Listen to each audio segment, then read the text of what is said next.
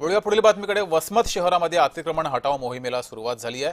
नगर परिषद प्रशासनाने कारवाई केली आहे। कारंजा चौक ते महावीर चौक दरम्यान कारवाई करण्यात आली आहे। संपूर्ण शहर अतिक्रमण मुक्त करणार असा इशारा प्रशासनाने अतिक्रमण धारकांना दिला आहे।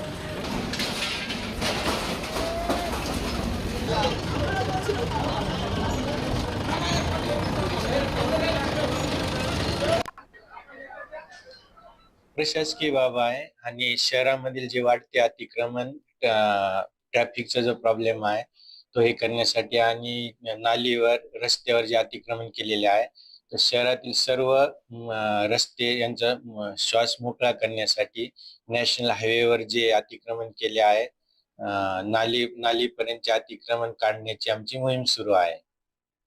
हिंगोली जिल्ह्यातल्या वसमत शहरामध्ये मागील 2 दिवसापासून अतिक्रमण काढण्यात येत आहे। नगर परिषदेच्या वतीनं हे अतिक्रमण काढण्यात येत आहे।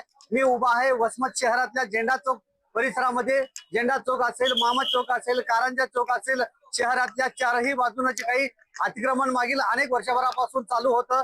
ते अतिक्रमण पोलिसांच्या मदतीने नगर परिषदेच्या वतीने या ठिकाणी काढण्यात येत आहे आणि ज्या ठिकाणी काही अडथळा निर्माण होईल या ठिकाणी पोलीस प्रशासन या ठिकाणी सज्ज झाल्याचं देखील या ठिकाणी दिसत आहे। नगर परिषदेच्या वतीनं मोठा बंदोबस्त देखील या ठिकाणी करण्यात आलेला आहे।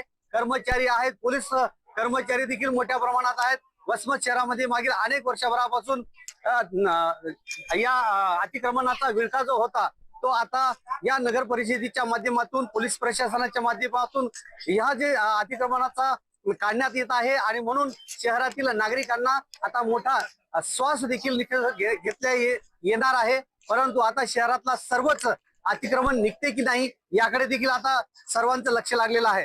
श्रीधर वाळवंटे, जय महाराष्ट्र न्यूज, वसमत हिंगोली। अधिक माहिती घेऊया। आपले प्रतिनिधी श्रीधर वाळवंटे आपल्या सोबत जोडलेले आहेत। श्रीधर, अतिक्रमण हटाव मोहीम राबवली शहरामध्ये, मात्र तिथल्या नागरिकांच्या नेमक्या काय प्रतिक्रिया होत्या? नक्कीच जगदीश सर, हिंगोली जिल्ह्यातल्या वसमत तालुका हा सर्वात मोठा तालुका मानला जातो आणि या तालुक्यामध्ये जे आहे ते मागील अनेक वर्षभरापासून अतिक्रमणाचा विळखा मोठ्या प्रमाणात होता। परंतु 22 एप्रिल रोजी अतिक्रमणाला नगर परिषदेच्या वतीने काढण्याची सुरुवात केली होती आणि काही ठिकाणी जे आहे ते गोंधळ देखील निर्माण झाला होता।